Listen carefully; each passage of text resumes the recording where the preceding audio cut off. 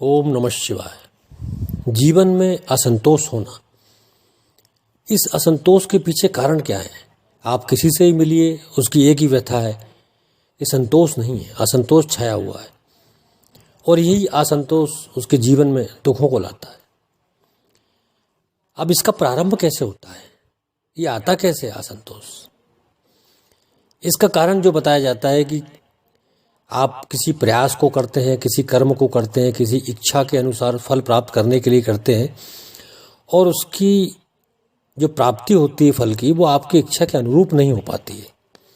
इच्छित फल आपको प्राप्त नहीं होता है और वही आपके असंतोष का कारण है। और जब असंतोष लगातार निरंतर बढ़ता है तो वो दुख का रूप धारण कर लेता है। अब असंतोष जो हो रहा है, आपको जो दुख आ रहा है, वो उसका ऐसा नहीं है कि आप किसी मंत्र से या किसी जादू से उसको समाप्त कर लें। उसके लिए बस आपको अपने दृष्टिकोण में बदलाव लाना है, उसको समझना है कि ये असंतोष होता क्या चीज़ है और कैसे उत्पन्न होता है। बस इतना से समझ लें, सब कुछ हल हो जाएगा। हम हमेशा इस बात पर बल देते हैं कि हमारे प्रयास उत्तम थे, लेकिन उस अनुसार हमें फल प्राप्त नहीं हुआ। यहाँ हम असंतुष्ट हैं फल की प्राप्ति से, क्योंकि वो हमारी इच्छा के अनुसार प्राप्त नहीं हुआ। आप अपने दृष्टिकोण में थोड़ा सा बदलाव लाएं। आप फल से असंतुष्ट होने की बजाय अपने प्रयासों से, अपने कर्म से असंतुष्ट हो जाएं। आप ये मान लें कि जो फल आपको प्राप्त हुआ है, आपके कर्म भी उसी सीमा तक रहे होंगे। ये आपका आकलन है कि आपने बहुत अच्छे कर्म किए, बहुत मेहनत की, बहुत प्रयास किए, उस अनुसार फल प्राप्त नहीं हुआ। यह आपका स्वयं का आकलन है, हालात और परिस्थितियों का आकलन नहीं है, किसी अन्य का आकलन नहीं है, स्वयं का आकलन है। अब स्वयं का आकलन गलत भी हो सकता है। तो जो फल हमें प्राप्त हुआ है, हमारा कर्म उस सीमा तक रहा होगा, इसलिए हमें वो फल प्राप्त हुआ है। हम उस फल से संतुष्ट हो जाएं और असंतुष्ट हो जाएं अपने प्रयास से, अपने कर्म से। जब आप अपने प्रयासों से, अपने कर्म से असंतुष्ट होंगे तो आपके अंदर एक भावना जागृत होगी, एक इच्छा जागृत होगी कि हमें और प्रयास करना है, इससे फल और ज़्यादा प्राप्त हो। ये आपकी उन्नति को प्रशस्त करेगा, आपकी प्रगति को और बढ़ाएगा, बल्कि आपको और अच्छा करने की प्रेरणा आपको उसके प्राप्त होगी। उस असंतुष्टि से आपके जीवन में असंतोष नहीं आएगा, क्योंकि आप फल से संतुष्ट हैं, सिर्फ कर्म से असंतुष्ट हैं। वो तो आपको उन्नति के मार्ग पर ले जाएगा। उदाहरण के लिए, कोई व्यक्ति 1000 रुपये प्रतिदिन कमा रहा है, बहुत मेहनत करता है और 1000 रुपये कमाता है। जब वो शाम को ये सोचता है कि उसके कर्म तो बहुत अच्छे थे, उसके प्रयास तो बहुत अच्छे थे, लेकिन उसे मात्र 1000 रुपये प्राप्त हुए, तब वो ये सोचे कि मेरे कर्म इतने ही रहे होंगे कि मुझे 1000 रुपये ही प्राप्त हो, तो उसको संतुष्टि प्राप्त होगी और कर्मों के प्रति असंतुष्टि होगी। दूसरे दिन वो और ज़्यादा प्रयास करेगा और ज़्यादा मेहनत करेगा कि उसे ज़्यादा फल प्राप्त हो। वो उसकी प्रगति हो गई। असंतुष्टि नहीं है, असंतोष नहीं है, दुख नहीं है, प्रगति है। प्रगति की प्रेरणा है उसको मिली। उसको कई बार ऐसा होता है कि आपके प्रयास बहुत उत्तम है, लेकिन हालात, परिस्थितियां, जो बाहरी शक्तियां, उनसे आपका फल प्रभावित हो जाता है। जैसे एक किसान पूरे वर्ष भर खेत में मेहनत करता है, फसल को लगाता है।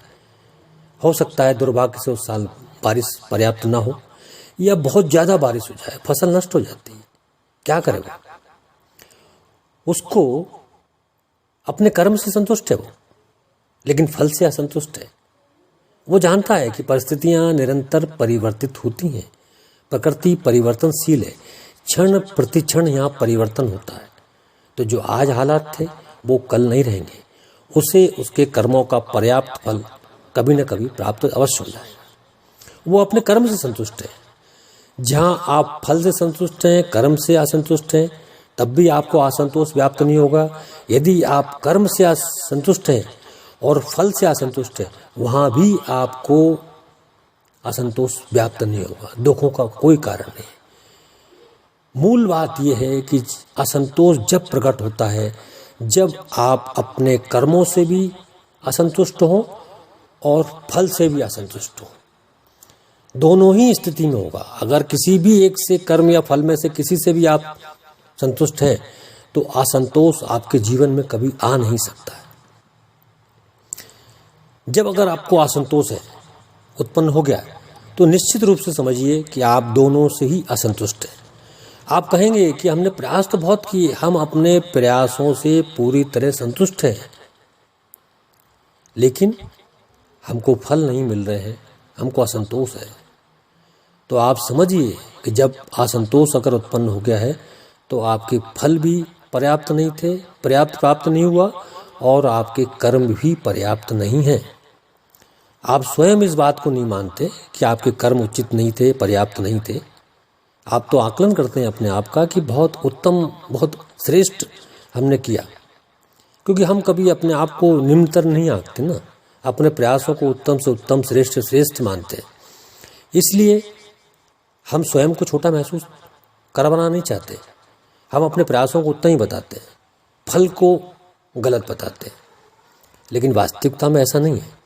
वास्तविकता में जब आप कभी शांति से एकांत में बैठते हैं और अपनी असफलता, अपने फल का जो आपको प्राप्त हुआ है, जो असफलता प्राप्त हुई है, उसका आकलन करते हैं बिल्कुल शांति से, तब आपको कहीं ना कहीं किसी बिंदु पर ऐसा प्रतीत होता है कि आपके प्रयास कम थे या आप कहीं कुछ विफल हो गए थे।